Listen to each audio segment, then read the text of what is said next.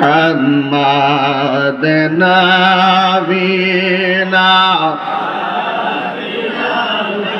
مولانا محمد اللهم صل।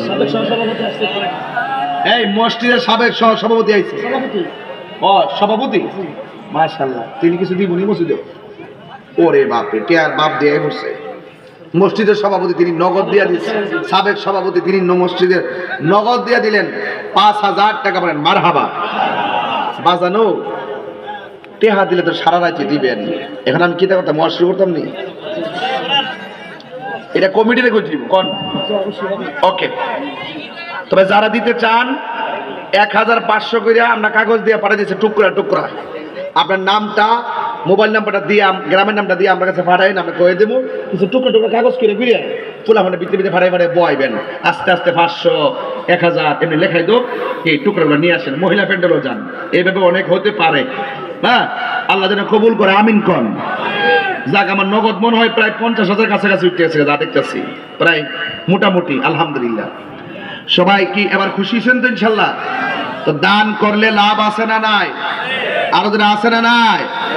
ইবাদত পাওয়ার মালিক কে? সবাই একটু জিকির করেন, লা ইলাহা লা ইলাহা লা ইলাহা লা ইলাহা লা ইলাহা। সাউন্ডটা কমে গেছে। ও লা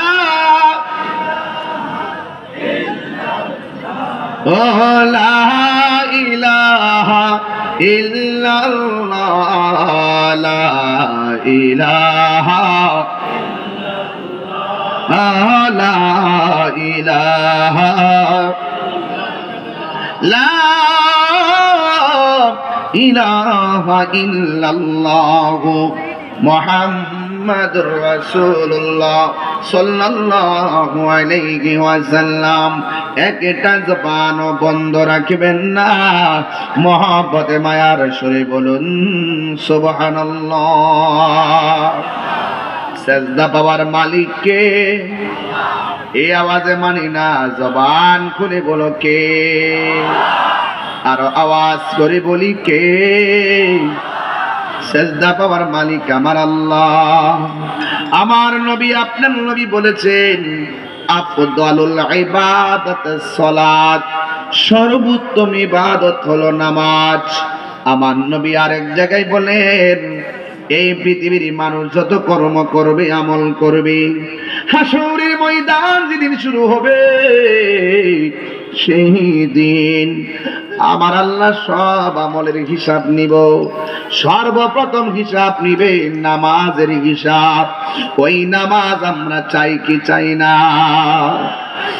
আমার আল্লাহ রাব্বুল আলামিন কোরআনুল কারীমের মধ্যে বলে দিয়েছেন নামাজ সম্পর্কে, ইন্নাস সালাতা তানহা আনিল ফাহশাই ওয়াল মুনকার।